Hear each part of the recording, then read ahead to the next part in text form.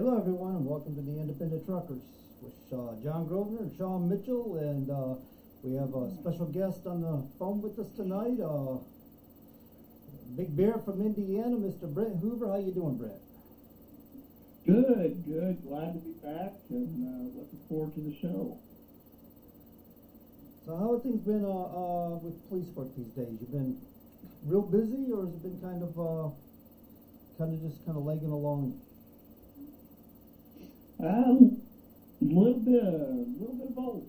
Been staying busy. Of course, our numbers as far as staffing has been down just through the fact people are retiring and moving on and different things. So we've been staying pretty busy. So, but yeah. So. How have you guys been doing? I was kind of curious about that. If you guys have had a lack of staff due to COVID, or if you've had people dropping off because of things, the political issues that have gone on last year with lack of law enforcement support, but you've been you say that people just retiring is the biggest thing.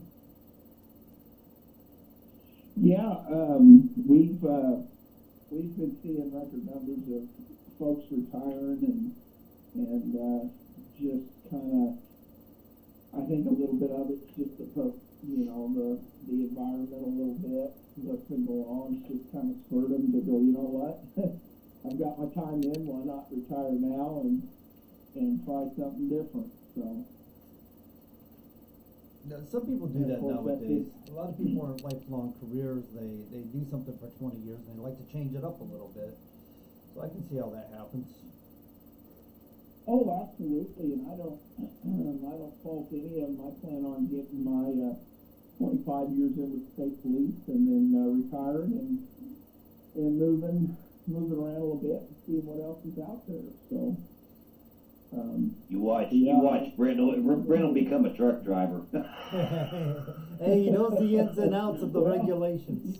You say that, you just never know. I got my CDL, so. And I got it. I actually have a company driver where I'm at right now. He spent 12 years as a county sheriff in Arizona.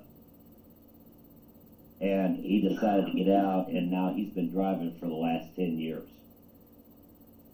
Oh, absolutely. And over my course of career, I've stopped several drivers and learned that they were prior law enforcement, and kind of neat to hear the different things and how they got into the trucking and all that. But yeah, it's definitely not uncommon, that's for sure.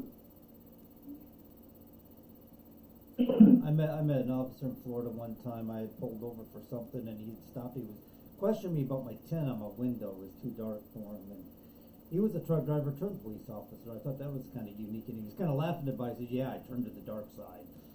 It was kind of funny. He was chuckling about it when he said it.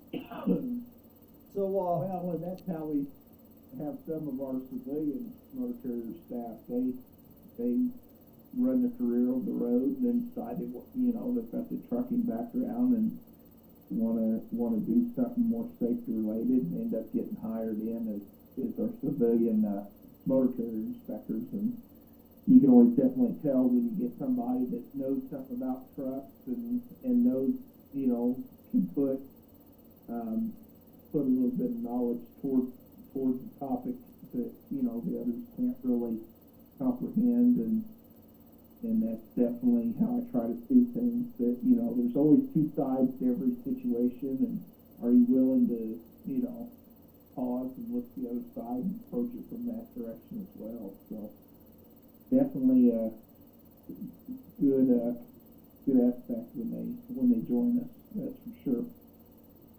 Absolutely. So has the COVID actually affected Indiana State Police per se, Brent, or has it just, like John was saying, the fact that the majority of them are just retiring? In the very beginning, we had a real big hands-off approach. More or less, we spent a few months just told that we weren't really to really mess with anything unless it's a urgent matter. Of course, me being a trooper, I was delegated to other COVID-related things around the state for a time period, and then as things kind of eased up, and they allowed us to get back to what we do and letting us inspect trucks and yeah, I worked with a troop. He's getting ready to retire officially on 9/11, and he did 32 years, and he was like, you know what, with COVID and everything else, I'm just ready to hang it up. So, yeah, I think it's all impacted us a little bit differently, but we're slowly getting over it and moving forward. Well, and that's kind of one of the things we wanted to talk about tonight, so I'll break into it with this. The FMCSA has suspended the hours of service for certain products being hauled on the road. Now, I understand going to any type of fuel distribution center is considered one of them. What is the criteria to fall underneath one of those categories these days? Okay, and I'm really kind of glad that you guys are bringing this up, because just so happens the other day I stopped a driver, and let me grab my other phone real quick. But long story short, I went up, stopped, do a inspection on his vehicle, asked to see his hours of service. He hands me the declaration and says, well, according to this, I don't have to run a logbook. And I said, oh, really? Stand by, because we're going to go through this, and we're going to... How long did it take you to quit laughing? So, how long did it take you to quit laughing at that one, Brent? Well, I was more impressed the fact that they had printed it off on purple paper. And I mean, it was, but you know, so he's like, well, according to this, and they handed me this purple packet of stuff, and I'm just like, okay. I said, but you show me in here where it says it, and he's like, well, that's what my safety lady said, and I was like, there's your first mistake. I love it. I get to prove a woman wrong. It doesn't get to happen that often. So, but yeah, you got it. I'm married, so and I stepped outside, so hopefully my wife didn't hear that, so I won't get that later. But well, just be careful. We have to deal with the witch's brew on Sunday now. Right, and she'll never forget if she hears it. But so what folks need to understand is they hear this exemption and they think, oh well, I don't have to do this, but they need to make sure and listen. The declaration applies only to 395.3. 395.3 is the maximum driving time for property carrying vehicles. So what that means is, and in this case, the driver had no logbook at all. He had been running for the last couple of weeks, and since he was hauling food products, he thought he was exempt, didn't have to log a thing. I said, no, bud, that's not correct. Logbook is under 395.8. This emergency declaration is only allowing you to not put into place the maximum hours of service. So what in the example I gave was, say you get loaded and you're running this product. Normally the trip takes you 2 days because it takes you 12 hours to deliver. Drive time. Well, any other time you got to break that up into two days or two separate trips. I said, but they're going to allow you to get back there using your 12 hours and not be held in violation, but you still have to log that just as normal. So basically, if I would have stopped him and he handed me his logbook or e-log, and he had a couple trips on there,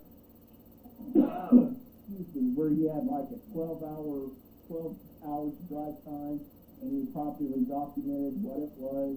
He was running under the COVID exemption. It was on that approved list. Me as an inspector, not a big deal. You're good. And as soon as you offload, you're still required to get your full 10-hour break or, split sleep, or we won't go into that. But get in your break time. You just can't turn around and start running again. So understand The way the way Joe DeLorenzo explained it was short, that you could run straight through, but once you got there, you had to get that 10 hours in. Exactly. And the bills had to be stamped that it was for COVID relief. Is any of that true to your knowledge? As far as the stamps, no, I've not personally heard that nor seen it. But if you guys don't mind, I just want to kind of read through. They've added a couple things. So of course, livestock and livestock feed. They're in the exemption that if they're loaded with something that's livestock or livestock feed, they can run over the 11 to 14. Medical supplies, equipment related to the testing, diagnosis, and treatment of COVID, vaccines, constituent products, medical supplies, equipment, including ancillary supplies, kits for administration of vaccines, supplies, equipment necessary for community safety, sanitation, prevention of common transmission of COVID, food, paper products, and other groceries for emergency restocking at distribution centers or stores. So, there's been a lot of discussion back and forth. If this is the normal, everyday run, say you're on a dedicated run, your job is, and I see this a lot, say, and even this, if I really wanted to push it, the gentleman was loaded with cheese, and it was coming out of Wisconsin, going to Florida. If I really wanted to push it, because it even says right in the thing, for groceries for emergency restocking. If I look at his log and he's doing this like he was doing it 2 years ago, every Monday, Wednesday, Friday he's running a load. How is that emergency? So I have Indiana. We're not getting that technical on things, but I have heard of other states going, okay, well, slow down, try to, or basically prove that this is an emergency load. Prove that this is something that they're out of and they need right now. So I have heard of some states going, okay, this declaration's out here, but prove to us why it would fall in the emergency. Now to go back real quick with, I have been pulling loads for Pilgrim's Pride where it has been stamped emergency use for restocking. Now they haven't done that lately, but there was it was in big red letters. Yeah, and I think when it first, and I think like everything else, we were really surprised to see that this got renewed, but we were surprised, but we weren't. And I think it's like anything else, when everything was going on in the beginning, they were like, yep, we're going to stamp it, make sure everything's labeled emergency, and now it's just kind of mundane and getting looked over. So, if I just want to warn anybody that's listening, don't be like this driver did. Don't just throw the emergency exception out there, throw it in our faces, and act like that's a free ticket to run up and down the road. There's a lot of criteria you got to meet to make sure you fall into this, and I just want to make sure they understand how and what they're doing. They've added gasoline, diesel, jet fuel, supplies to assist individuals impacted by consequences of COVID-19, building materials for individuals displaced or otherwise impacted. So, us as inspectors were like, okay, so now a load of lumber, how are they going to designate it or tell us or prove us that it's going somewhere to build emergency housing for, we just don't know. So those are just some of the things that are listed on there. And of course, if you've got questions, you can go to the FMCSA website and look at that emergency declaration yourself. But just understand that there's a lot of I's you gotta dot, T's you gotta cross before you can 100% legit get that and be legit running that. So if you're with somebody and they say, oh, you're good, you're running under this, then it back up, slow down, and really make sure, because you don't want to be that poor guy that you're in violation, you're 11 or 14, and there's an accident or something, and then they go through and go, well, you should have never been out here because the load you're hauling not meeting the criteria, and then you're getting end up on it. So. Now, real quickly, one thing I did want to address with you was, has there been any word coming down the pike or anything that you know of where if a driver's been out and his license expired, he's been granted a stay until such a date? To my knowledge, the last time that happened, everything was supposed to be caught up by February 28th. That was to also include the DOT physical. Yes, in the very beginning there was exemptions for that, and what I'm going to read to you is what Indiana has pushed out. Let me see. No, Indiana has not adopted past exemption extensions for CDL, CLP, medical certification waiver, nor the CDL third-party skills test. So basically, Indiana has not accepted or allowed the extension. So basically, if we get an Indiana driver that claims, due to COVID, I wasn't able to get in for the last 3 months to get my CDL, we're not going to give that to him. In the beginning, yes, there was, and a lot more states are like, we're seeing our B&Bs back wide open. We're seeing all this. We're seeing folks able to get in and get their physical. So I don't know of any states around here that are really allowing that. So if you're out there hoping and got your fingers crossed that you can get in another couple weeks before you can go back and get it, I would advise get home and make sure you get that done ASAP. So, well, it ain't nothing like what John and I read about where one driver got busted for not having a CDL for the 4th time. I think it was more than that. And there's those cases of that. Again, you don't want to, and I'm not dogging anybody, carriers or safety people, but you don't want to go hanging your hat on something that somebody's telling you.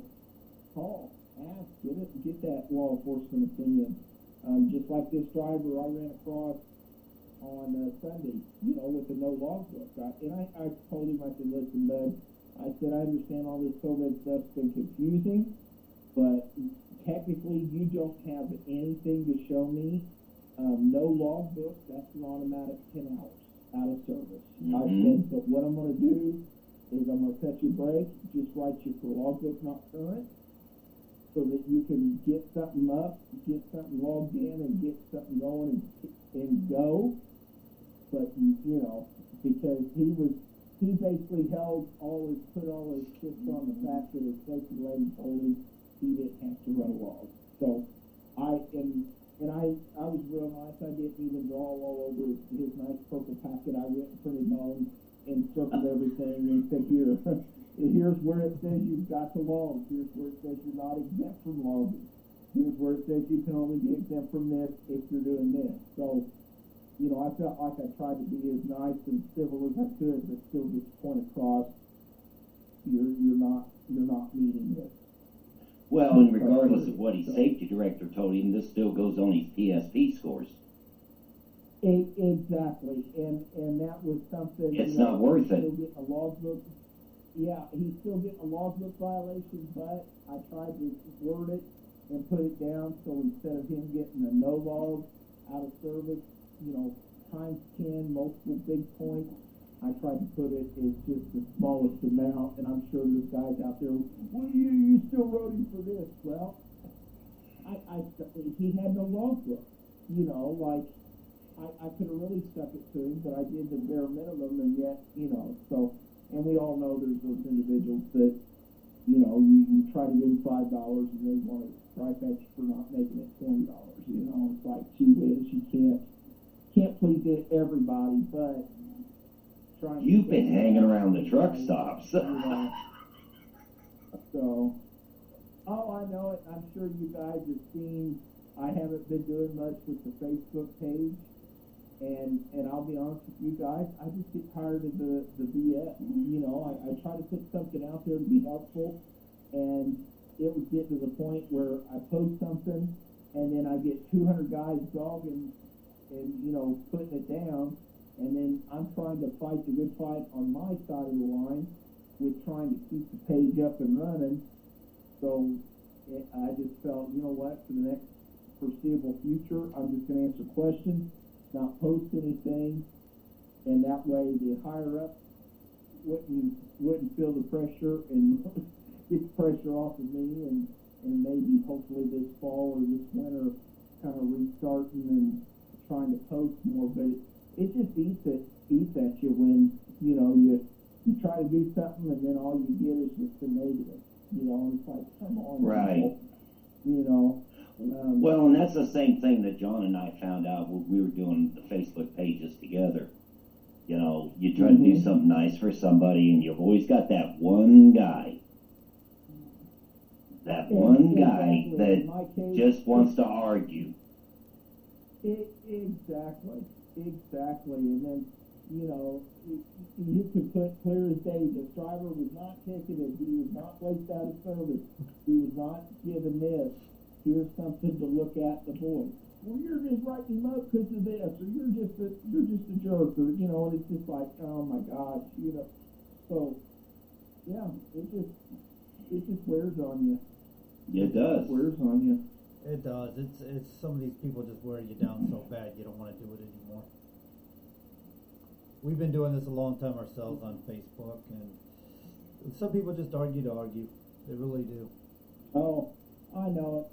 And some people, they love to get their 2 cents in. It's just like, but yet if you was to meet them face to face along the roadside, they'd be the ones, oh, pleasure to meet you, I love what you do, and then 2 minutes later, you're a jerk, you're just out there revenue, and you're just a ticket writer, so. And that's always fun in the wintertime, or I got a jacket on and, pull somebody over and you're like, that Hoover guy? I'm like, yeah, I've heard of him, just to see what they say, and then say, all right, I'll be right back, and here's a sign down here next to where it says Hoover, and they're like, wait, that was you? And I'm like, yeah, that was me. That's fun. So that's always entertaining, but thankfully though I've always gotten good rapport, so.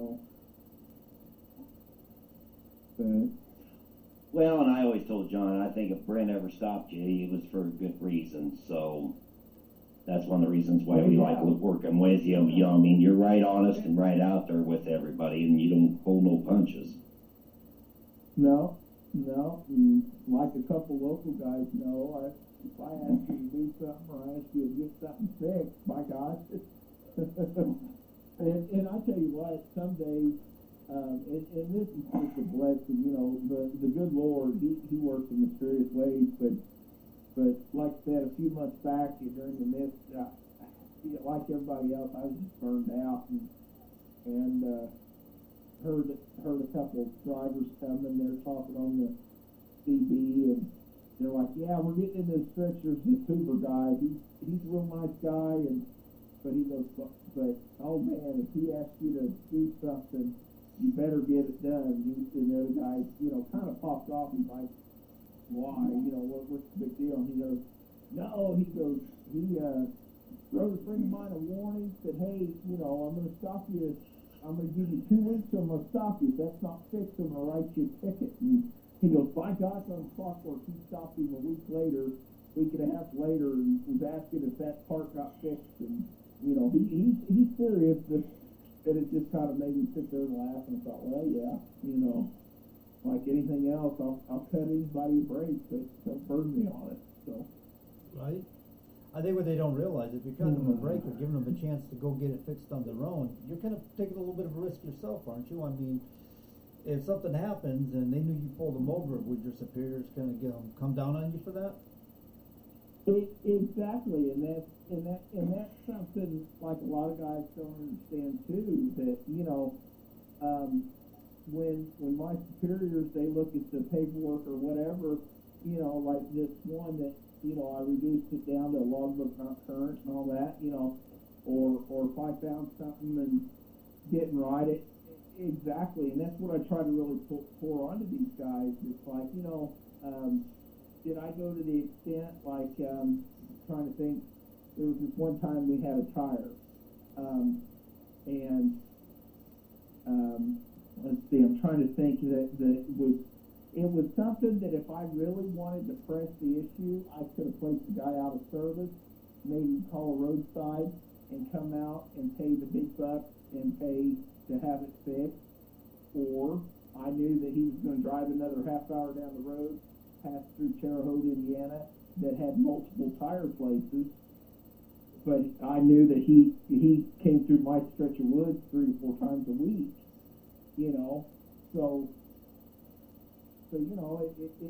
so guys get upset that I still write a violation or I'm forced to write something. It's like, hey, I'm trying to be as nice as I can, but I still got to watch out for myself. I still have a job to do. And like I was telling a guy the other day, I said, am I the highest ticket writer in the squad? No. But am I the highest violation writer in the squad? Yes. But I feel like I can get my job done just as effective, if not more, by pointing things out and going that route. So, a lot of these guys, they want to sit there and badmouth and say this or that, but it's like, I can't let some of this stuff go. I may know, and I got plenty of local friends around here that, shoot, I got a fishing buddy. He lets me go fish in his pond whenever I want, and how do I know him? He's a truck driver. But he knows as well as I know, if I stop him tomorrow and he's got a bald tire, I'm going to ride him up. and we've got, good enough relationship and understand each other that he knows I'm going to ride him up, and it's probably the next day I'm going to call him and say, hey, care if I go fishing? No, that's self. Yeah, right. There's that mutual understanding, that mutual respect of each other. So, and you'd be walking by that tire swing that you've written them up for, right? Yeah, So yeah, it wears on you sometimes when a guy thinks he's being cute or making a comment or something like that. He thinks he's being a jokester or something, but it's like, Bud, let me really explain to you what's going on, and I have had a couple heart talks with some drivers over the years, whether it's pull the stick out of your butt or come back here and look at something from my perspective. So right. So I could bore you guys for hours of stories on that. But we have a caller online here. Would like to ask you a question. Let me bring him in and absolutely. see what's on his mind. Your line's open. Hey, John. Hi, Bill. How you doing? I'm doing all right, thanks. How are you? I'm good, thank you. Hi, Officer Hoover. Is that correct? Who you got on tonight? Yes. How are you doing, buddy? Good. I have a question for you. Sean, I think it's Sean, brought up that he and John had read about a driver who had gotten busted. I think he said 5 times, 4 times. At least we had 4. the same problem in North Carolina a few years back, where a fella had gotten hired 3 or 4 times and had a massive accident, and he was day drinking while he was driving. And that's what he got fired from the past 2 or 3 jobs. And as you know, and other people know, when Ann Farrow came into power, she made a tremendous promise, a very exaggerated promise, that she would get the bad companies and the bad drivers off the road with her CSA safety scoring program. And yet, here we are today in 2021. Again, I didn't listen to the whole landline podcast the other day, but apparently, again, we have the highest death toll out here on the roads. We have the ELD mandated.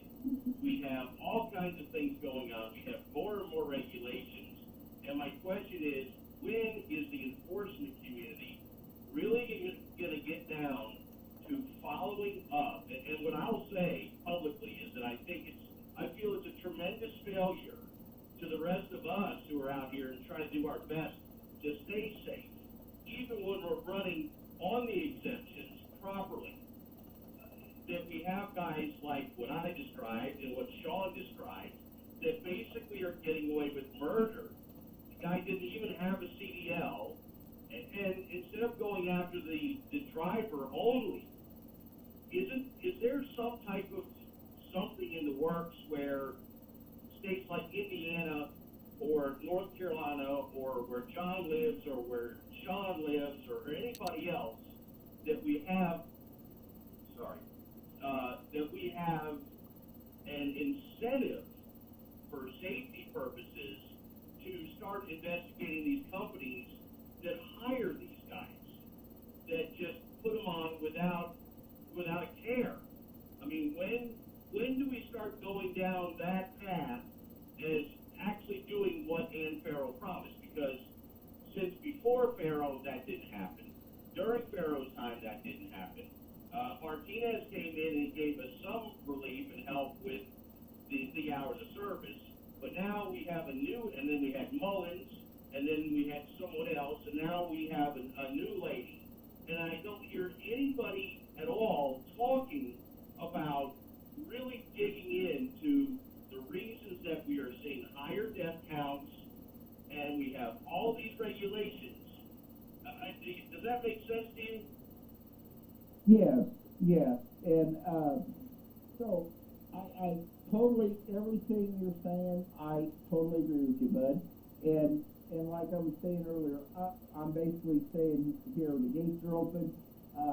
Come sit with me on this side and let me show you what's going on in the background. So, if you was to guess how many motor carriers start brand new in the state of Indiana, probably in a 6-month time period.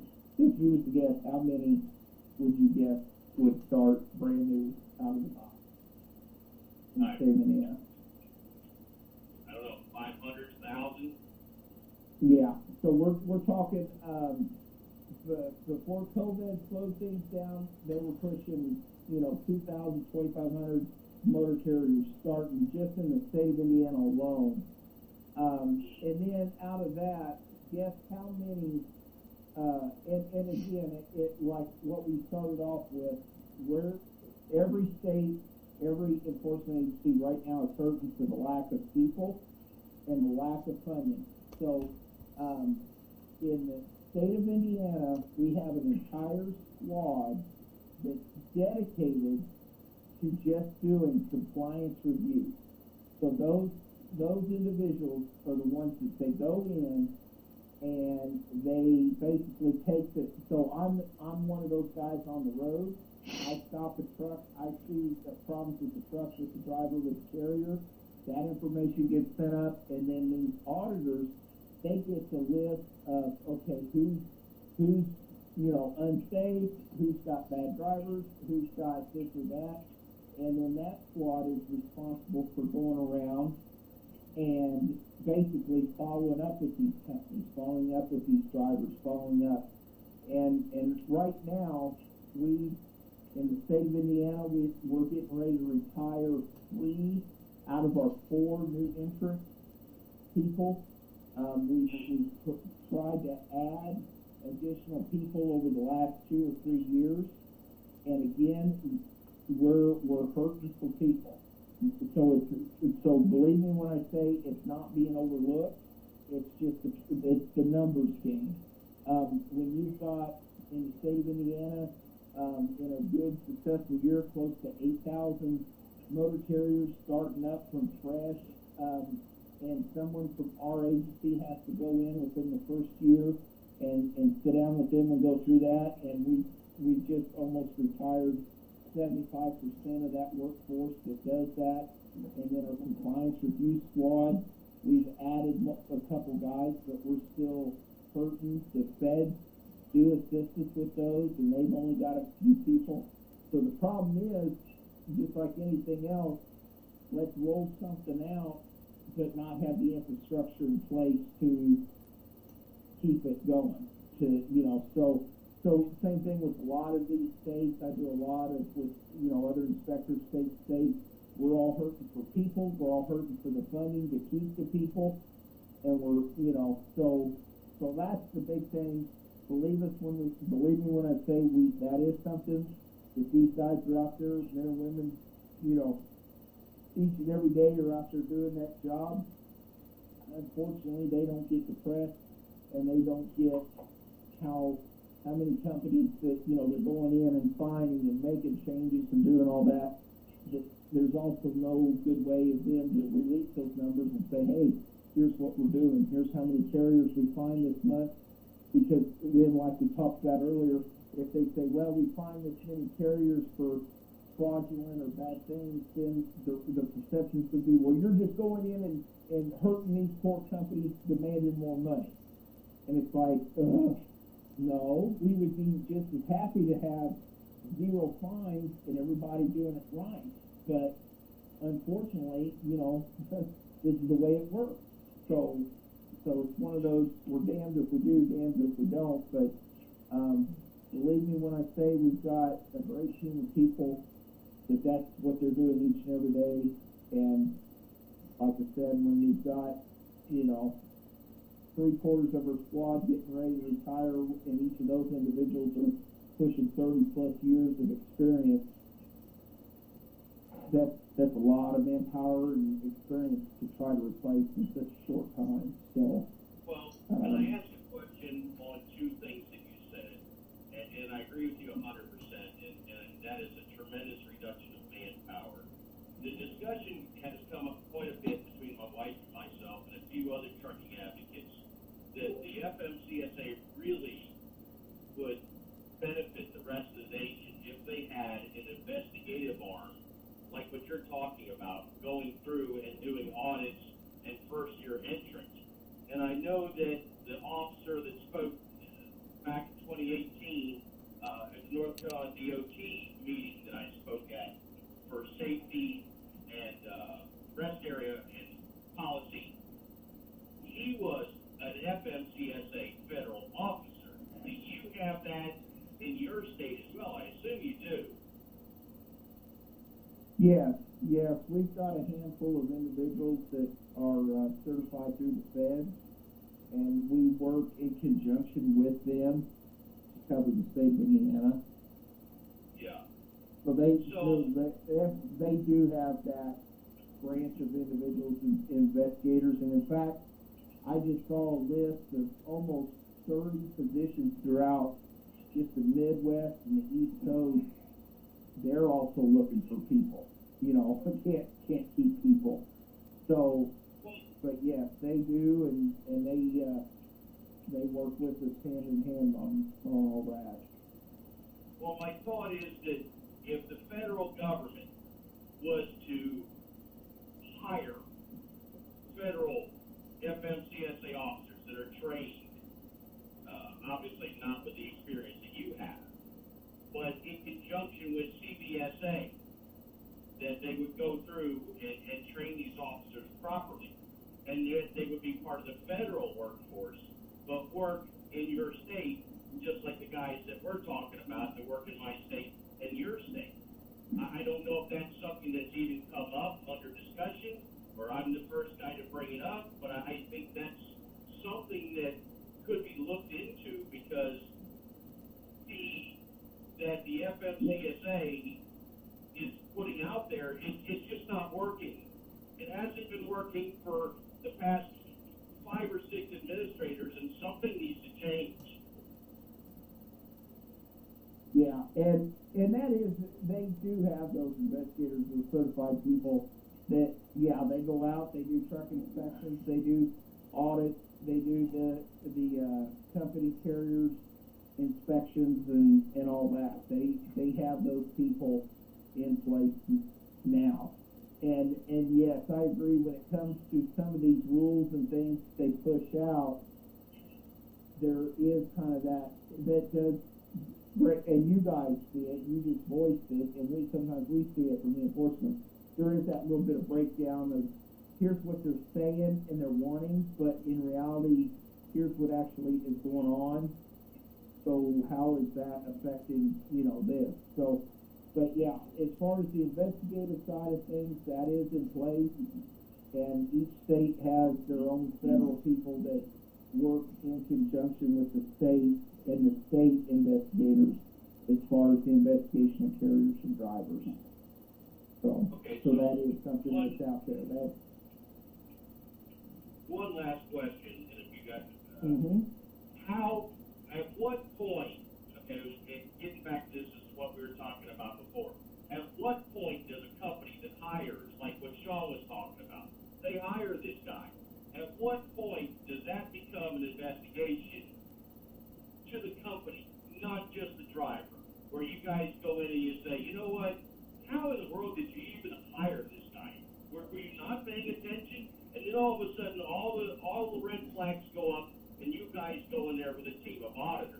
I haven't really seen, that one of my constant beats online is where's the follow-up? There was a bunch of California incidents, and my thing to CHP was, where's your guys' follow-up? If these guys are committing these violations and having these wrecks repeatedly, then there's something that needs to click here, that needs to happen, so that these guys are no longer, I hate to say it, but why are they being allowed to operate an 80,000-pound commercial vehicle, combination commercial vehicle, without any investigation? And they're out there just, I hired this guy right off the street. I didn't do my due diligence, and now, we're just going to blame it on the driver. Yeah. We're absolutely. And a lot of it comes down to the methodology as far as the how they do the size of the carrier with how many drivers, how many power units, and putting them in certain categories and having a percentage of violations. So a lot of that is, and let's say the driver, he goes through and a company hires him and does not do the follow-up and find out that he's got a CDL. The sad thing is, it's left up to the carrier to, there's the different federal regulations that state, okay, before a driver can even hit the road, he's got to have his, application in place, he's got to pass a drug test, he's got to have his CDL, he's got to have his MVR, motor vehicle, reporting record on file, medical card, all that good stuff. He's got to be cross-checked in the drug and alcohol clearinghouse.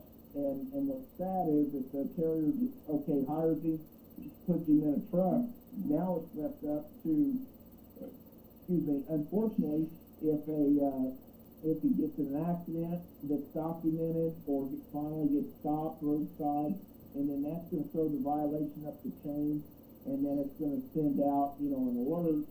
And again, it comes back to, when you're that poor inspector, because a few years ago I applied or interviewed for one of the compliance review positions, and they said, well, we're looking for somebody in Indianapolis, and we're looking for somebody specifically for Gary, and when you're that poor guy and you get on your computer Monday morning and you've got 42 new cases to go through, and it's from the time you start one to the time you close out, you're looking at anywhere from 2 to 6 weeks on just one carrier, depending on what it is. Again, we need a group of 500 people just in the state of Indiana to be doing these. So again, it's just that backlog of everything that's going on, and you're exactly right. You see something and go, well, that should be alert enough for somebody to go in and take immediate action.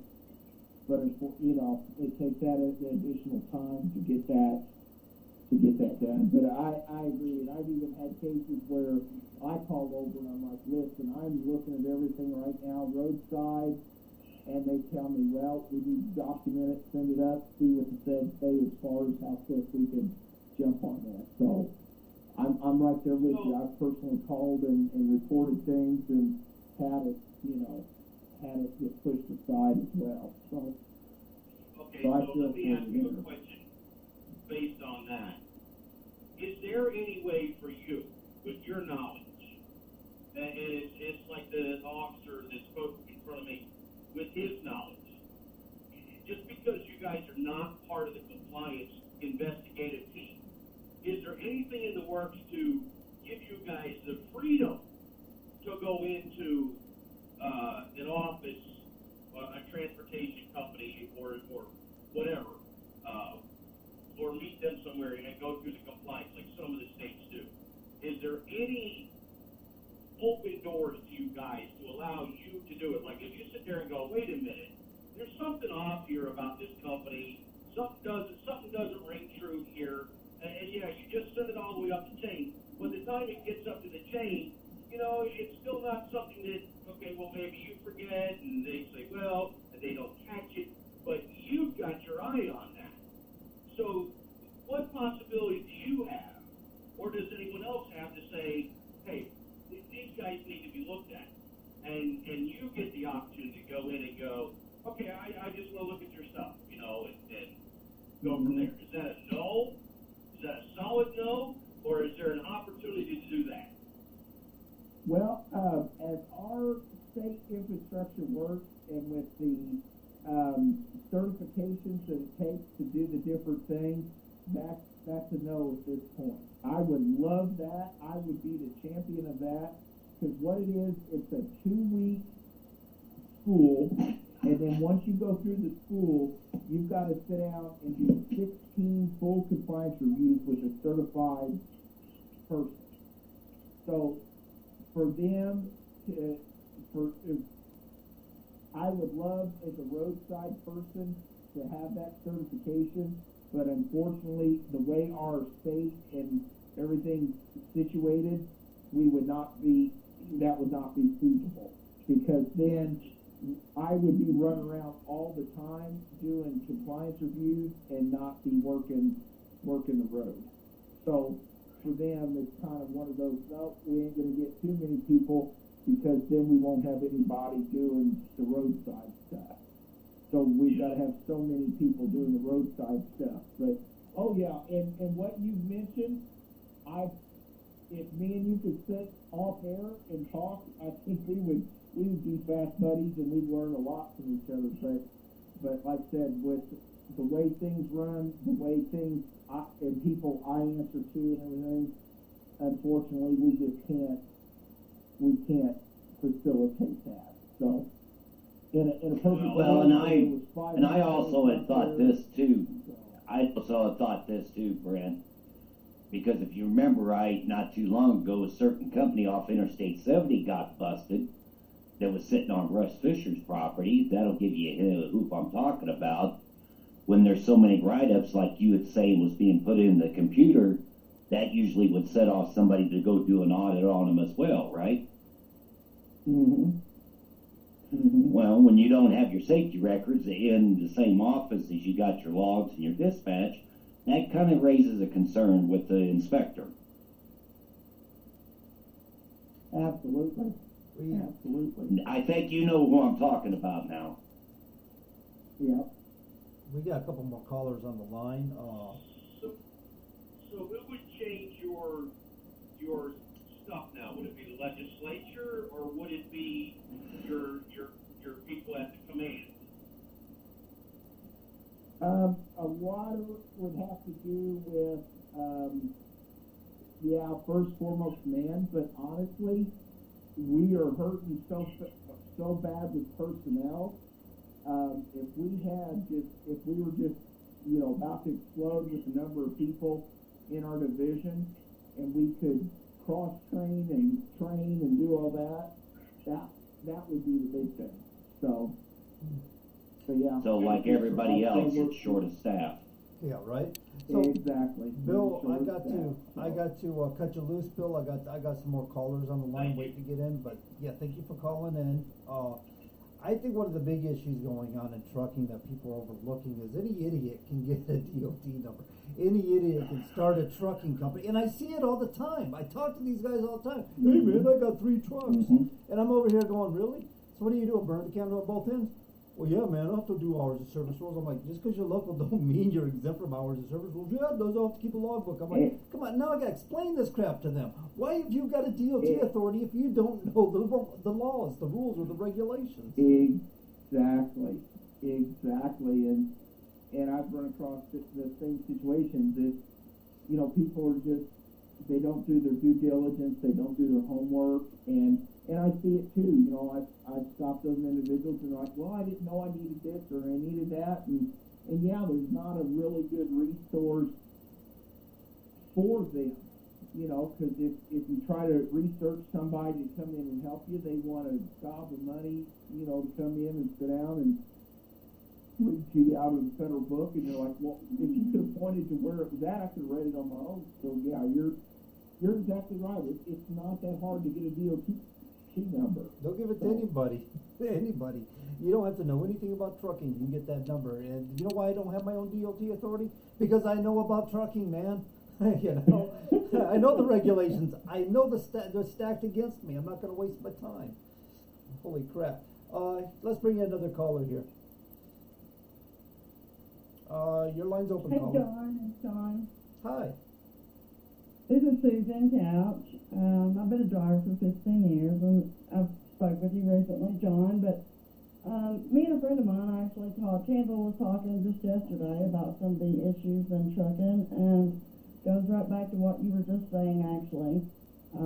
Anybody is able to get a DOT number now. I mean, how many of the new, how bad has the safety issues worsened over the years, and specifically the foreign drivers have been able to come in to the United States, get DOT numbers, get CDL one day, obtain a DOT number the next day. Next week you're on the road. 2 weeks from now you see them driving down a Volvo with the fenders tore off. I mean, these guys are not required to have any kind of schooling, any kind of training. I mean, there's no process for them to go through that. I mean, like I said, 15 years, and I've not ever been an owner-operator. Still don't feel like I have the knowledge that I need to become an owner-operator. Although I've, driven all over the country, got many hours out here on the road, but there's no kind of requirement for these guys to have to obtain, it says we're supposed to be able to speak English and read and write in order to obtain CDL. But that doesn't seem to be a requirement that is enforced. And how often is these accidents that these officers have to deal with these guys that can't speak English? I mean, I had a friend, DOT local officer here in Kentucky, tell me himself that they're pulling into the scales and they've got safety regs that they allow them to leave and don't even write them a ticket because they can't even understand what they're being wrote up for or what the issue even is at hand. So how often is this happening, across the country and just being swept under the rug, and, what is there that can be done about it? Oh, absolutely, and like I said, and I've dealt with that a few times, and because up till about 5 or 6 years ago, unable to read or speak English was an out-of-service violation. And I was at a conference, and that topic came up, and it was like, how come they took that out of the out-of-service criteria? And they said, well, according to the numbers, they said the 2 states that were writing it the most was Texas and California. And they said the problems were a lot if that Texas or certain areas of California is your home state, you're probably raised in a bilingual home. So they were seeing that those states were not placing the vehicles out because they were merely noting could not read or speak English.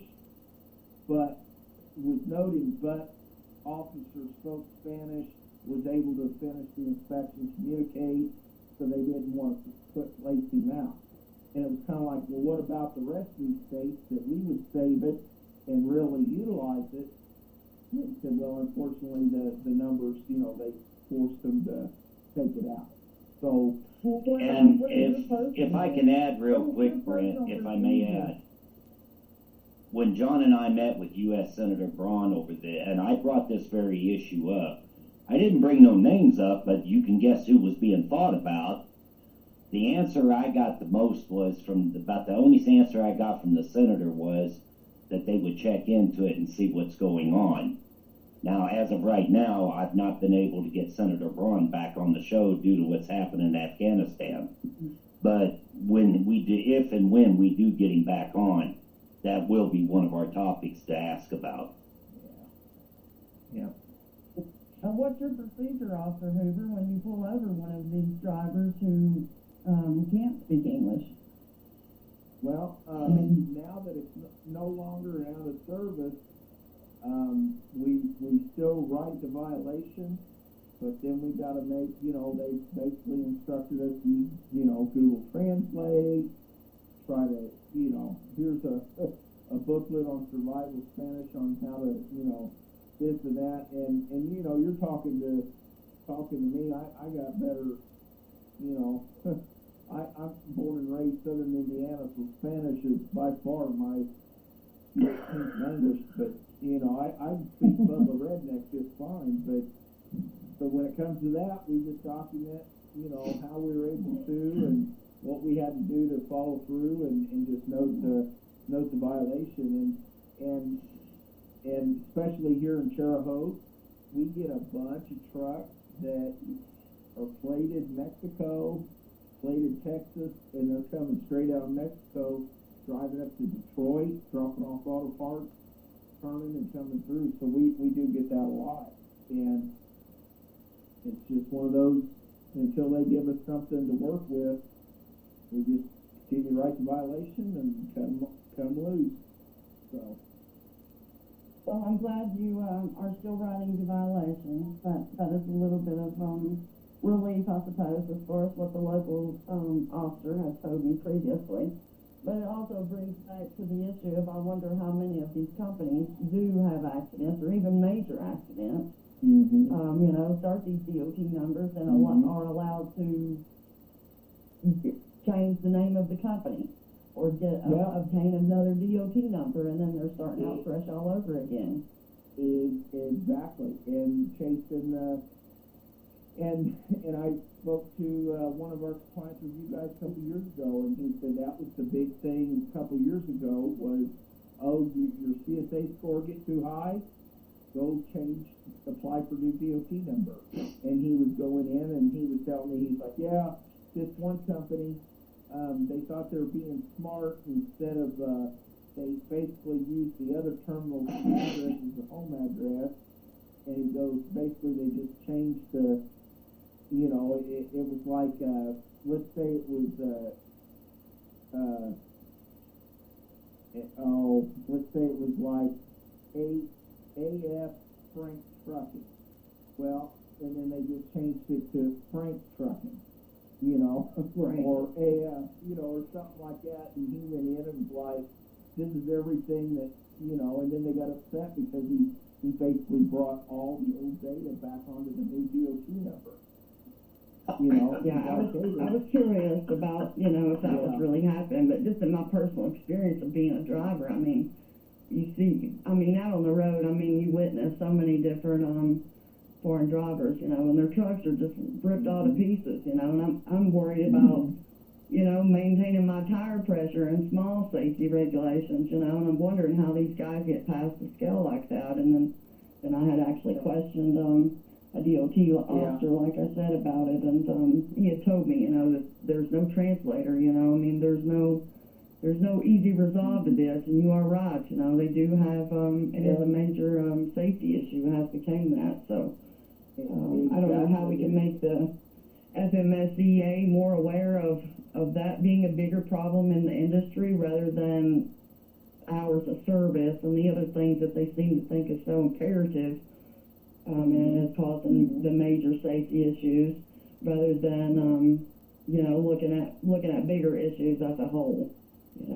I mean, I started out on paper logs. I mean, I still feel as safe now driving on paper as I did 15 years ago. I mean, I don't overdo it or go crazy or anything like that. Even having the FSDA hours of service dropped, I mean, us older drivers are aware of the rules and regulations that we've abided by for years, and they've changed slightly, but we're still aware of what's going on in our industry. So I guess maybe it's just these people should be required some kind of training or something like that. I don't know what the government could even do on our behalf as United citizens as a whole to protect not only us drivers out on the road, but everyone out on the road and our families, to make it safer for everyone as a whole.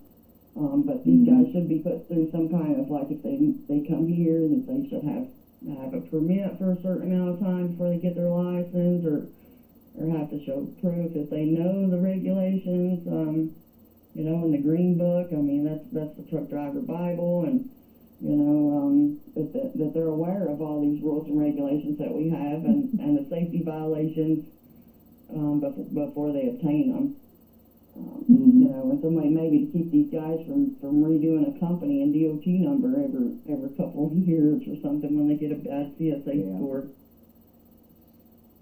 I see that it's totally against you guys now, and it's definitely a harder job hearing you speak about it. They were supposed to get rid of that, weren't they? As far as chameleon Well, thank you for your time.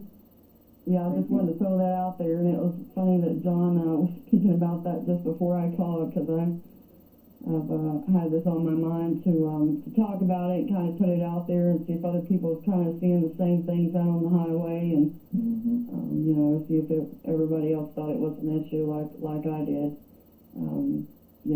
As far as like what is the most common cause of accidents in your opinion? You think it's truck driver related, 4-wheeler related? Safety issues, distractions, under the influence? I mean, what is the most common cause in your opinion? Distracted driving. Or a combination? Yeah, I think it's distracted driving, and it's big truck and 4-wheelers around big trucks, So a couple of years ago, when we had a bunch of construction on I-70 and we had a slew of fatal C&B crashes, it was all distracted driving, and like they, had their tablet playing a movie, and when they extricated him from his semi, there was his tablet in his lap, still playing the movie, and yet, when I see a driver and I look up and he's got his phone with his logbook, but then he's got a tablet mounted up there and he's got YouTube playing, and I say something and then he gets crappy with me. I'm like, dude, I've seen it happen. I've worked the crashes. I'm just trying to tell you, you may think you're listening to it, but from my perspective, it looks like you're watching a movie driving down the road. But yet, why are you getting crappy with me when I just want to make sure you see that car stop ahead of you, or, so yeah, my big thing is distracted driving, and then it frustrates me because, once in a blue moon I'll get something like that, but then they'll tell us, well, you need to go out and prevent fatal crashes. And I'm like, okay, I can't be riding along with every driver that's out there. Then help make better laws or easier laws that are more applicable, instead of saying, well, for me to ride a cell phone in your hand, I got to meet so many different criteria before I can write a ticket on that. Why don't you just leave it as if an officer sees you with the cell phone in your hand? And, as much people want to gripe about that either way, but the distraction is what, in my opinion, is what is resulting in most crashes. And yeah, so, and then I think when it comes to C&B crashes, I think it's distractions followed up real quickly by pressure on trying to beat that clock. So, and those are just Brent Hoover's personal opinions. That's just my opinion. So anybody out there listening that wants to argue, that's just my opinion. Okay. So. Well, thank you. I appreciate your time, and I agree with you coming from the experience of a driver. You know, technology has pretty much taken over the world, but the industry too. You know, and that you know goes right back to the distracted driver issue. But there's a whole new world of drivers now, and a whole new world of issues. It's us as the trucking industry as a whole. So we're facing many more tacticals in front of us, and many more years of fighting to get anything done about it, I'm sure. But I appreciate your time, Mr. Hoover, and I hope you have a good evening. No problem. Thank you. Be Thanks, careful. John. Thank you, Susan. All right, bye-bye. I have a question for you, Brent. We keep hearing things from the American Trucking Associations as well as other organizations, sometimes with the FMCSA in regards to truck drivers using illicit drugs. Do you actually see that increasing or actually happening at all? Have you caught anybody, or do you have any statistics on that to back their claims up, or are they just kind of like blowing smoke here? They are definitely not blowing smoke. I do not have any statistics, but I'm just going to kind of go off my personal account. And in the last couple of years, I have seen an uptick on guys using marijuana, methamphetamine. At least I personally stopped a driver about a month and a half ago, had a strong odor of marijuana. Could smell it on him. Found a little shake, a little bit of it in the match, the bed.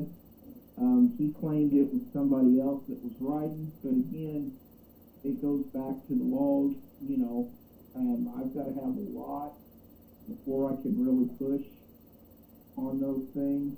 And then we had a driver just a couple weeks ago.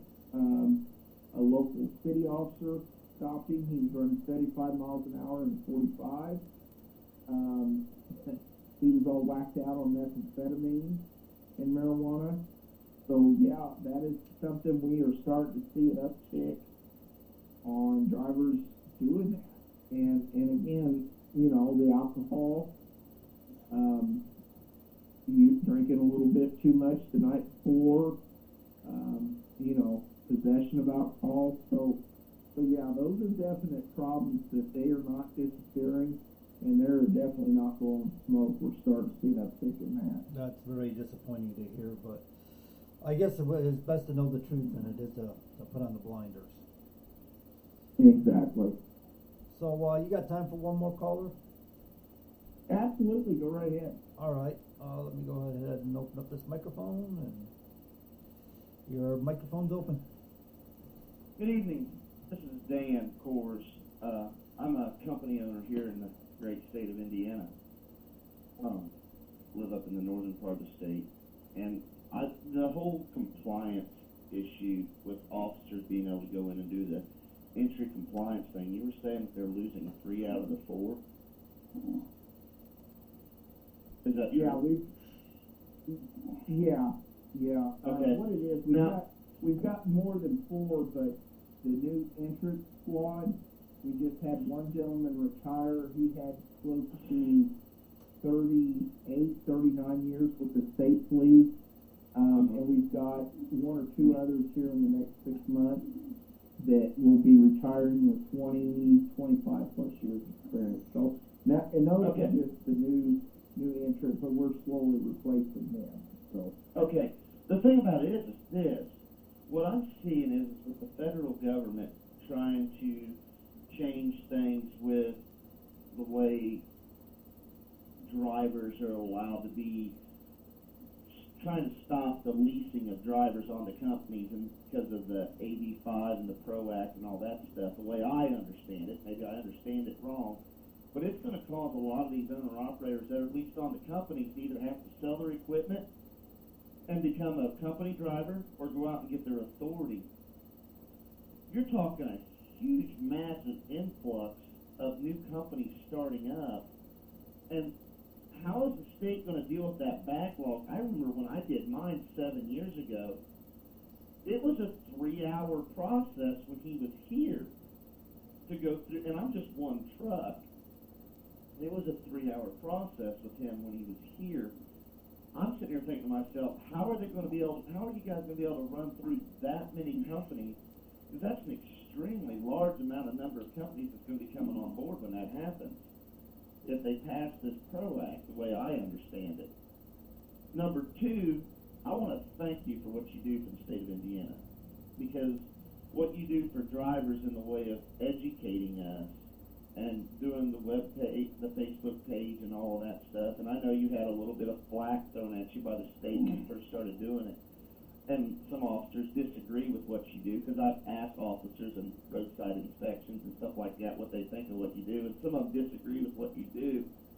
But I appreciate what you do in informing us and talking with us and helping us get it done the right way before we get busted, so that it's fixed and you don't have to find the problem. The problem's already fixed before you get to us, which makes it more of a process of working together, educating us so that we don't pay fines, because it's not about revenue, it's about safety in your eyes.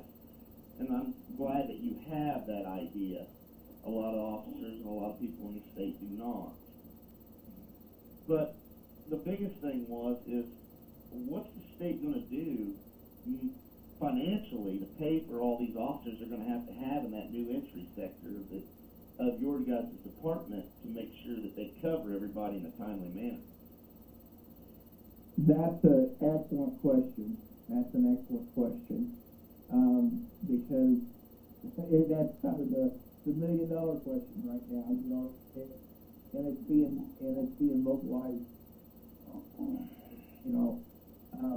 And when I applied 18 years ago to become a trooper, I had to be selected 3,000 pounds, and it's down to where I can reach for that to try to fill that thing. So that's a very good question. Where are we going to get people? Where are we going to get is the funding going to come through to pay for any additional people if people do step up? So I wish I had better answers for you as far as that aspect of things. And you're exactly right. I've not really gotten to explore much on that app, and from some of the details I've heard from you and a couple other owner-operators I know, I'm hoping that doesn't follow through. That would hurt a lot of the independent guys. So yeah, I don't have a good answer for you there as far as what's going to happen. Okay, and then one other thing too. The last caller was touching on accidents and stuff like that. I grew up in Southeast Indiana, over in Decatur County, and several years back there was a very tragic accident that happened in Shelby County involving a county deputy that was actually just about ready to go home. And I believe, was that truck that lost its axles and it took the officer out right here on the ramp there at State Road 9? Was he not from Mexico? You remember that accident? I remember something similar. I believe the driver was from Mexico, maybe. But yeah, okay, but the company was a U.S. company? But I don't recall anything specific, but I do believe it was either a Mexican or a foreign driver. And he was just going to help a broke down driver on the ramp. And exactly, and a set of jewels came off his trailer and hit that officer and killed him. Yeah. Yep, right up his backside and killed him. Yeah. Poor guy never saw it coming. Was standing there assisting traffic on I believe it was a flat tire or another little TV accident or something. And yeah, it wasn't nothing major. It was a four-wheeler, I believe, is what it was, and it just wiped him out. I mean, it was a horrible. And I mean, it was brought up an uproar here in the trucking industry. We were like, why are these guys here if they got this? I mean, granted, it can happen to anybody, to any truck out there. Stuff breaks, but at the same token, we're sitting here going, wait a minute here. This is a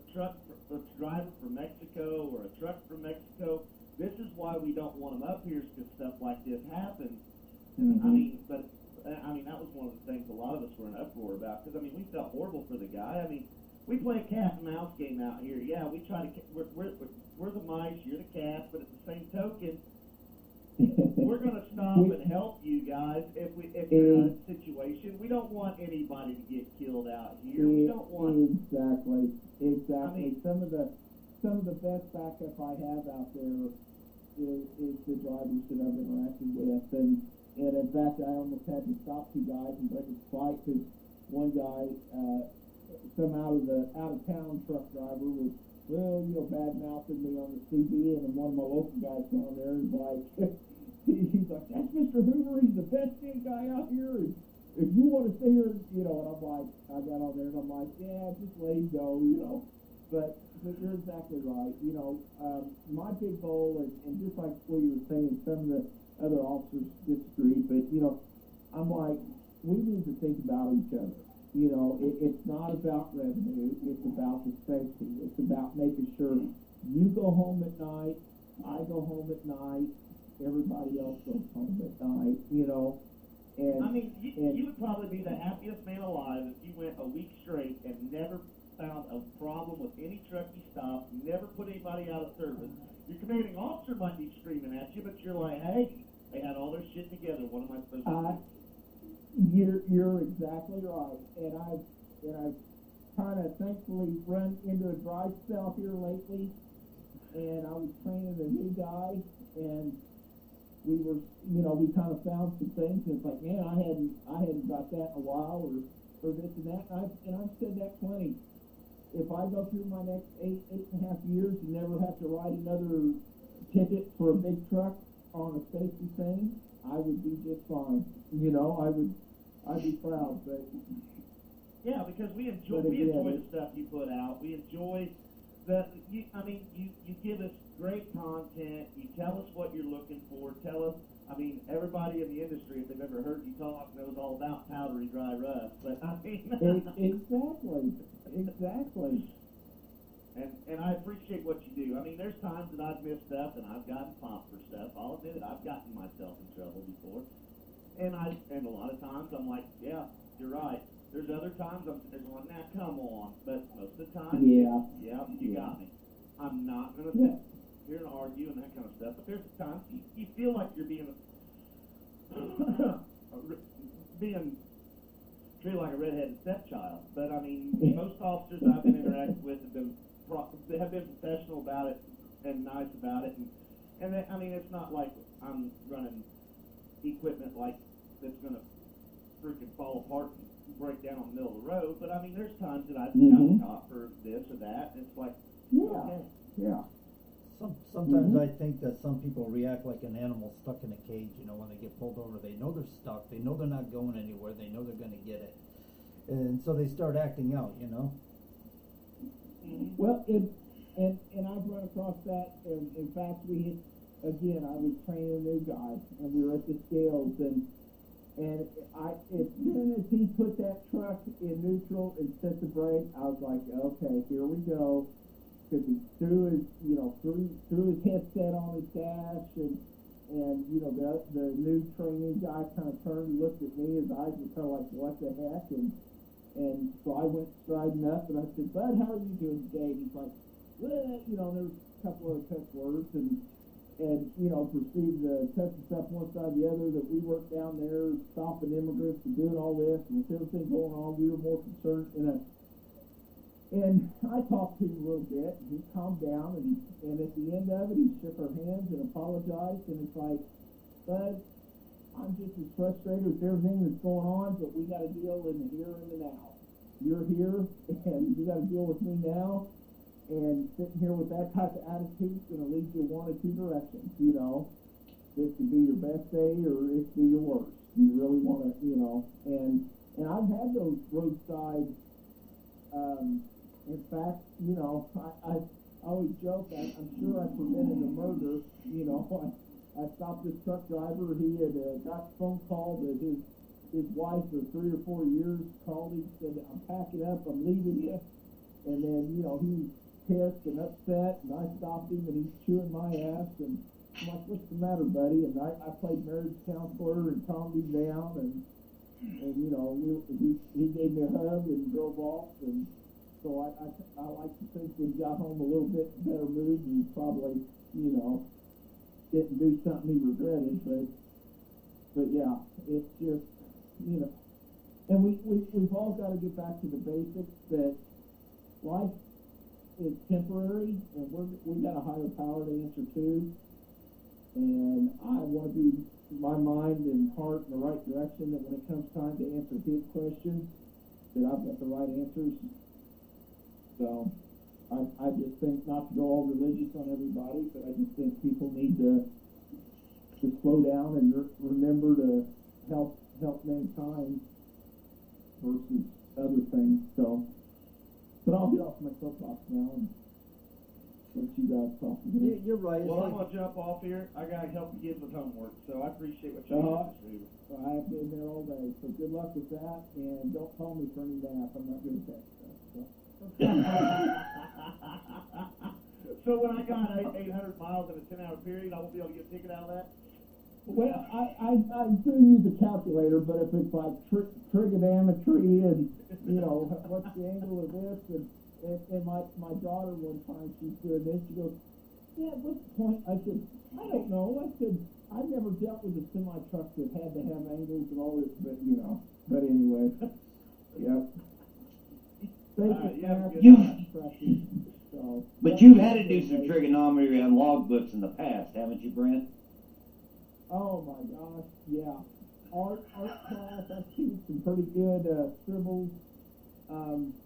My favorite though was I stopped this husband and wife, and I go, man, I go, does your wife drive? And he goes, no, she just rides with me. And I said, okay. So I said, this is your logbook? And he's like, yep. And I said, man, I said, you have the prettiest handwriting I have ever seen. And he goes, well, that's my wife's handwriting. And I said, really? And I go, you do realize you have to be the one to fill this out? And he goes, well, I kept getting logbook violations for not being legible, so she's been filling out my logs for me. And I go, you know what? And I even printed out the regulations, because he still didn't believe me. So I printed him out the regulations, showed him, and he goes, are you going to write me up for that? I said, no. I said, I totally get it. I said, that's the prettiest logbook I've ever seen. I said, I'm impressed. So I said, if you got one over, you got one over on me today. Here you go. Have a good day. And then about a week later, I stopped this guy who was by himself, and he had the prettiest handwriting again. And I looked at him. Of course, he was the gruffest. I mean, he could have fit perfect the iconic truck driver from the '80s. You know, flannel shirt. You know, I mean, just macho man. And I said, "Is this your handwriting?" He goes, "Yeah." And I said, "No way." And I said, "Are you sure you don't got some lady in the back sleeper filling this out for you?" He goes, "No."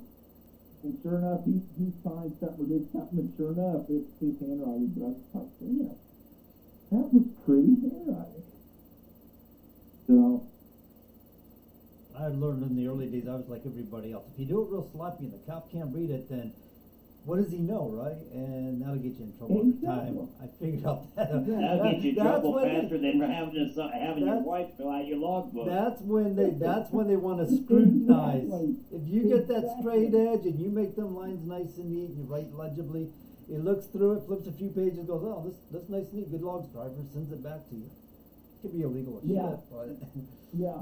Meanwhile, the officer skipped where you made from Los Angeles to New York in a day, you know. So. Well, it's only that far on the map, though, Brent. Didn't you know that's what dispatch tells us? Right, it's only an inch. Exactly. It's only that far on the map. Uh-huh. Absolutely. So, do we have any other callers for Brent tonight, John? Oh, the board's just full of callers, but we're all out of... No, we don't have any more callers. We're all wrapped up with callers. Okay. Is there anything else? I know it's been an hour and a half. We used up a lot of your time. We appreciate you for coming in tonight. It's always good to have you here, Brent. Anytime, guys.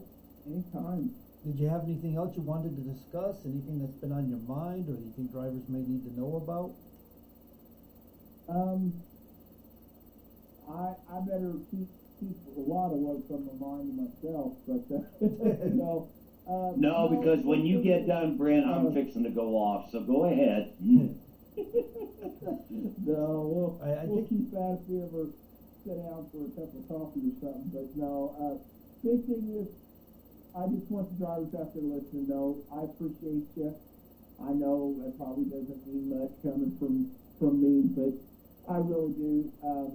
You know, if somebody ever gets their head screwed on right and realizes that what the trucking industry does for this country and what you guys do for this country, you know, it's just mind blowing. You know, you look at what all you guys do and how you keep this country running, and it's just like anything else. You know, law enforcement's had a real tough year and a half, couple of years with people degrading us, and drivers have been, you know, low rates and fuel prices and everything else, and you know, this and that, and when I say this, you know, I just want somebody out there to know, hey, you know, we really do appreciate what you guys are doing, and like I said, just keep trugging along. We're all kind of trugging along right now, and that's just kind of it. Just anybody's out there listening, I appreciate what you do, and if you're ever coming through the Terre Haute area, reach out on Facebook, hit me up, let me know, and maybe get the scales, and love for you to come in and we can sit and talk and do whatever. So, but yeah, I'll kind of sign off with that tonight, guys, and I'm going to get off here. And you guys have a great night. Hit me up if you ever need anything, and want me back. All right, thank you for coming on. It was a pleasure to Yeah, have you on we tonight. really appreciate you coming on tonight, Brent. Not a problem, it's a pleasure. And like I said, I'm going to get off here. I've been standing outside, and there's starting to get a little bit of lightning storm. So before the good Lord zaps my butt, I'm going to go inside. You guys have a good night. All right, you too. You take care. Thanks, guys. Yep. Bye. Bye. So, John, I guess now that we've heard from Officer Brent Hoover, that's out of the Indiana State Police Department in Terre Haute, I guess we had a couple people we wanted to rag on tonight. We do. got Well, people you in brought there? up one, and you know I definitely want to go off one before we go off the air tonight. I don't know if I got anybody I want to pick on tonight, but I would like to give a shout out to Nikki Wilson. She said hi earlier. We never got back to her on that, so hi, Nikki. So who do you want to pick on? I mean, is this going to be a bad session here? What's going on? Hit me or give me fair warning. So, when we have, and yes, this one kind of hit close to me, we have 13 Marines, No, yeah. and that drunken bitch can't even let their names be said in the House of Representatives. That is a bunch of bullshit. That's not a patriotic congresswoman.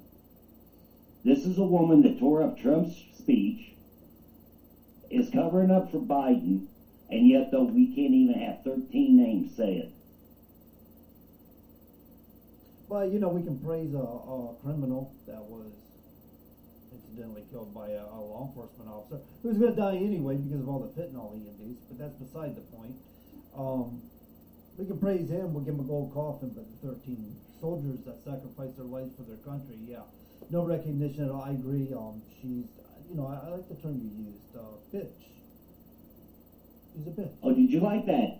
Yeah, that's a good, I mean, derogatorily speaking. Not that clowning around like, what are you bitches doing when I'm talking to the ladies or something and just keeping up. No, she's a full-on bitch. No, that is totally disrespectful, and how the people that voted for her can actually vote for her next term with a clear conscience makes me wonder about who's voting for. Makes you wonder about the people of San Francisco area.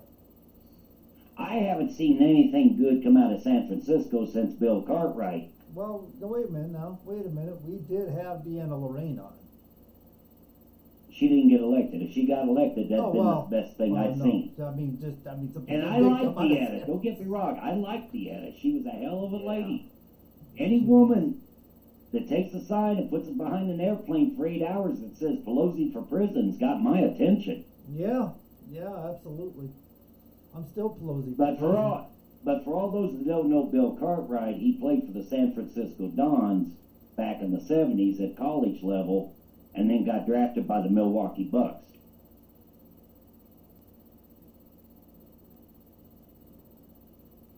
I was looking. That's how long it's been. That's how long it's been since I've seen anything come out of Frisco.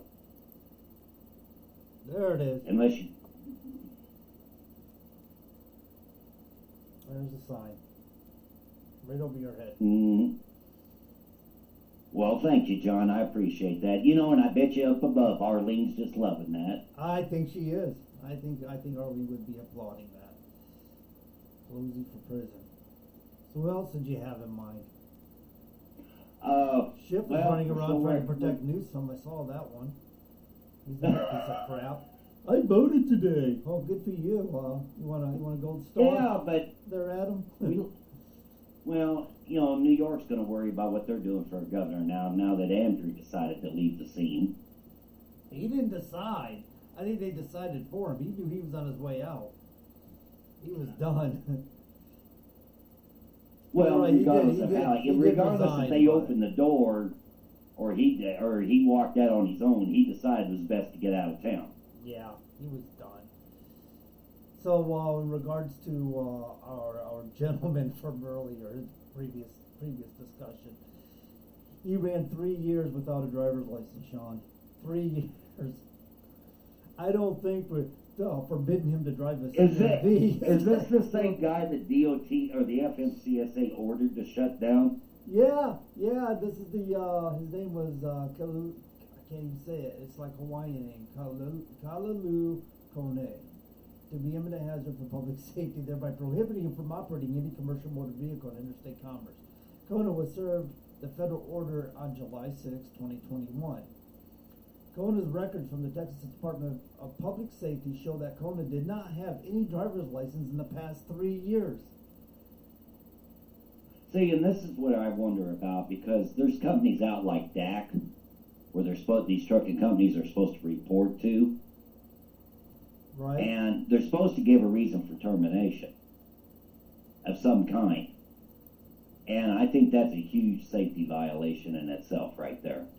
Well, I think DAC is dead anyway, since they come up with the Well, PSP. it's called a different name now, I know, but I think it's USIS or something like that. Well, I mean, it's just But- they got the pre-employment screening process with the Department of Transportation kind of wiped DAC out, didn't it? Pretty much. 'Cause they I mean, the nice thing about DAC was you could call down to Tulsa, and they'd send you a copy of what everybody said about you. Yeah, but they were horrible And- because they wouldn't change anything that was false. That's another thing. You had a right to rebut it. Yeah. Good luck. But, yeah, there you go. That was the key. Good luck. Yeah. I remember that all too well. That was kind of abusive. A lot of companies abused it. And they put some pretty erroneous stuff out on drivers, you know. A guy hit a boulder in the grass or something. It was a preventable accident. Come on, you bumped it with your tire, for Christ's sake. You're going to put a preventable accident on his record? All it was to keep him from being able to transition to another job, you know? Well, and a lot of companies are also using that just for the simple fact that, like you said, in a sense, but to put it more dramatically, or put it more in a perspective of common sense, it was a way of getting even with the driver. Yeah. You know, I remember back in the 90s, I drove for Fry Miller back then, and I know Bill McKelvey remembers the 76 truck stop down on Sunset Boulevard in north of Charlotte. And I happened to be in there one night getting fuel, and two Charlotte Police Department officers showed up. One got in the front, one got in the back of this Fry Miller driver. The terminal manager showed up, asked me to stick around to take the truck back to the yard. Come to find out, long story short, he claimed he drove for 8 months, and they found out he only had 8 hours behind the wheel. 8 hours, huh? He was killing it. That was back in the 90s. and the man hadn't been in the truck a week. Now, how can, this is where I come up with this technology crap. How back in the 90s we had very limited what we could do.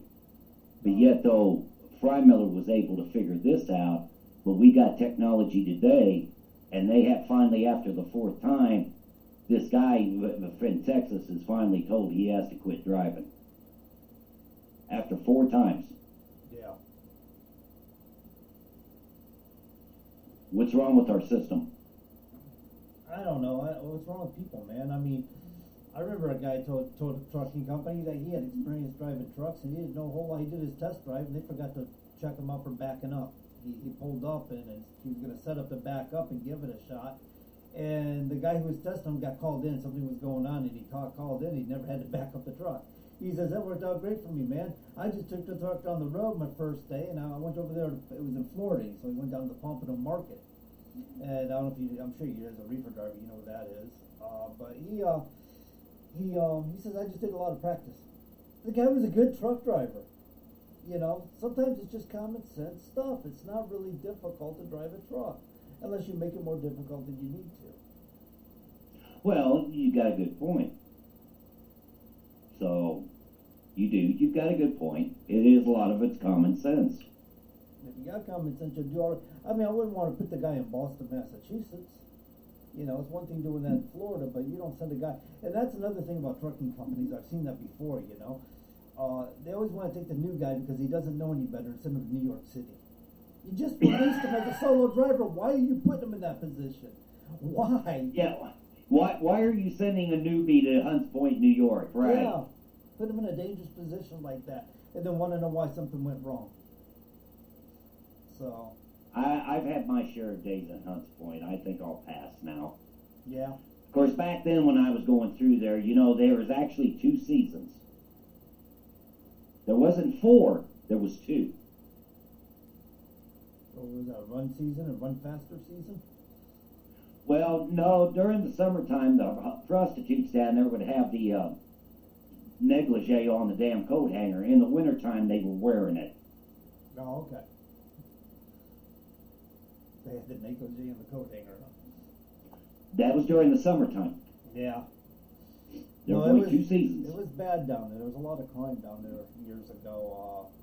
I don't know if it's I still heard they had cleaned cleaned it up some. Well, Giuliani did, but Giuliani hasn't been there for a long time, so I don't know.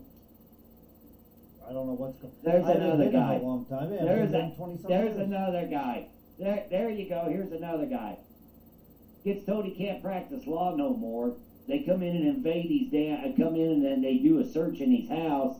He said, by the way, while you're at it, there's Hunter Biden's computer. Take it with you. Oh, we don't want that. Yeah, right? No, they wanted something incriminating against him, not Hunter Biden. Well, it's like Giuliani said. I've made my money. I'm done practicing. Y'all have it. He's in his 80s, isn't he?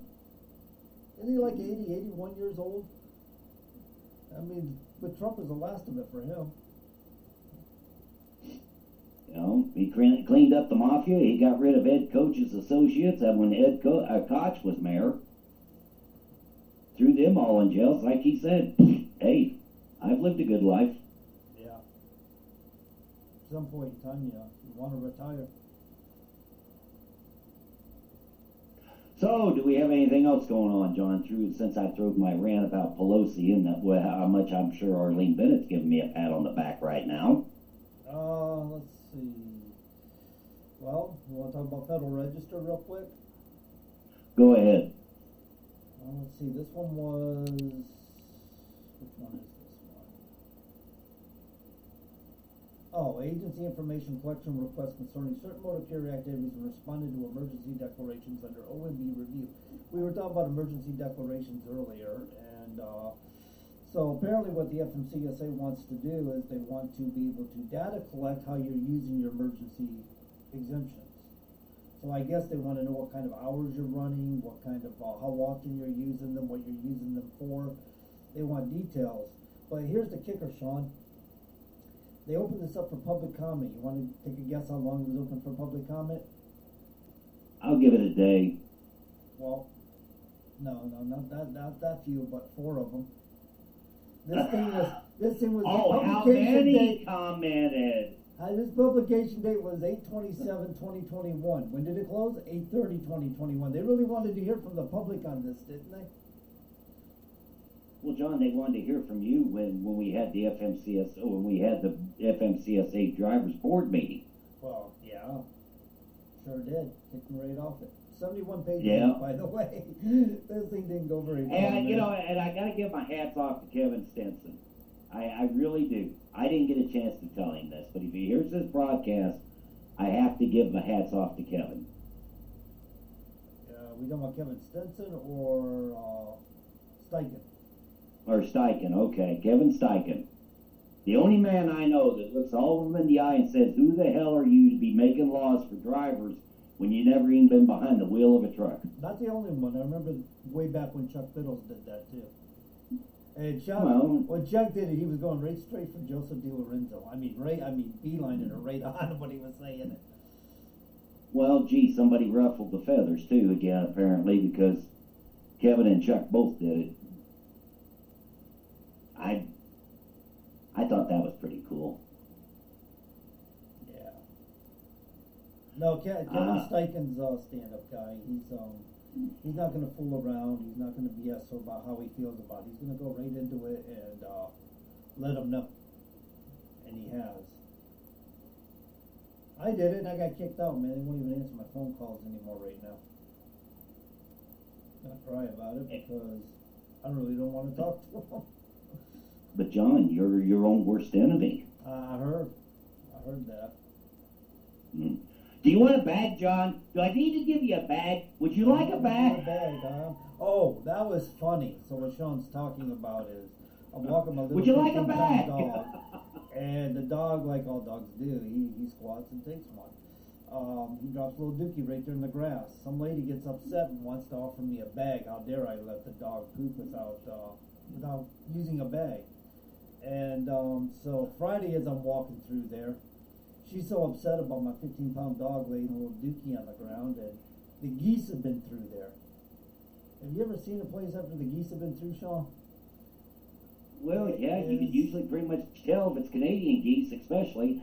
Well, yeah, they're Canadian geese migrating south, and it is a mess. They crapped all over everything. I'm looking at this going, yeah, we need a bag. We need a fire hose right about now. I mean, if she's so concerned about little Dookie, she'd be crying tears if she saw that. So. Well, I just wondered if you needed a bag. Frickin' libtards.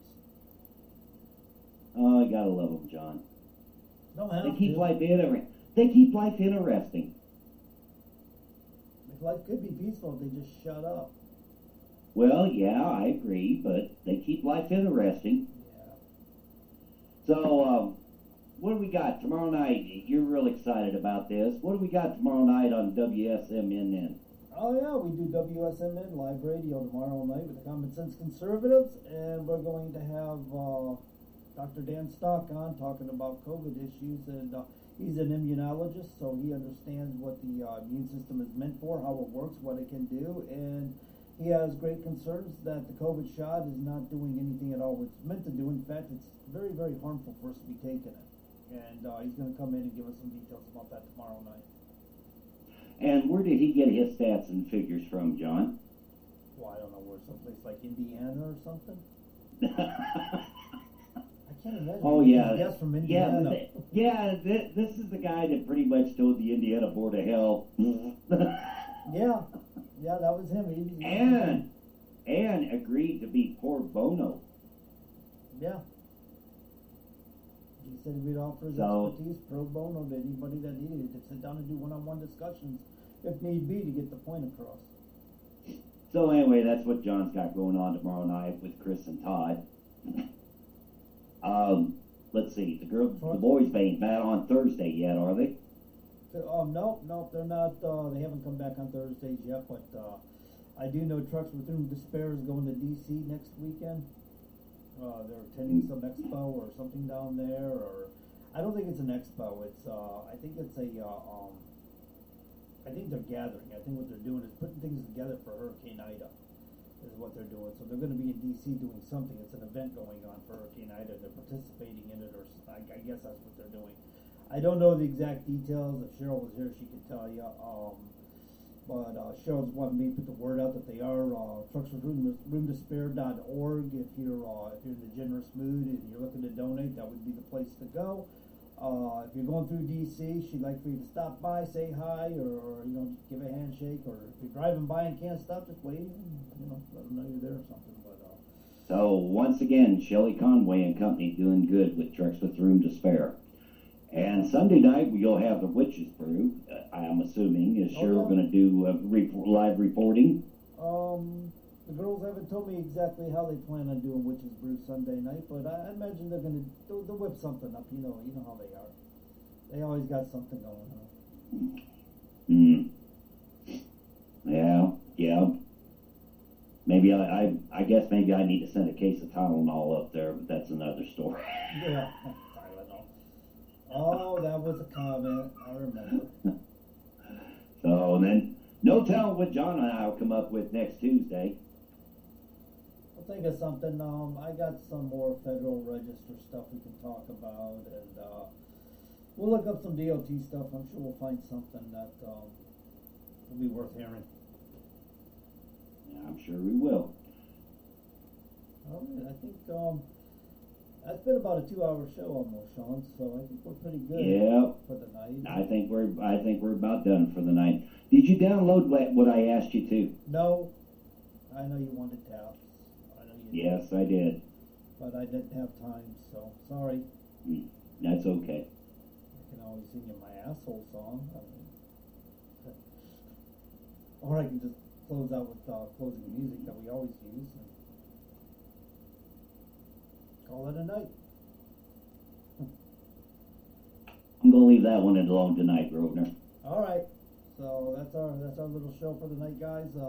We hope you enjoyed it. We wish you all a good night, and we'll catch you next time, same place, same time, same place. Take care, everybody.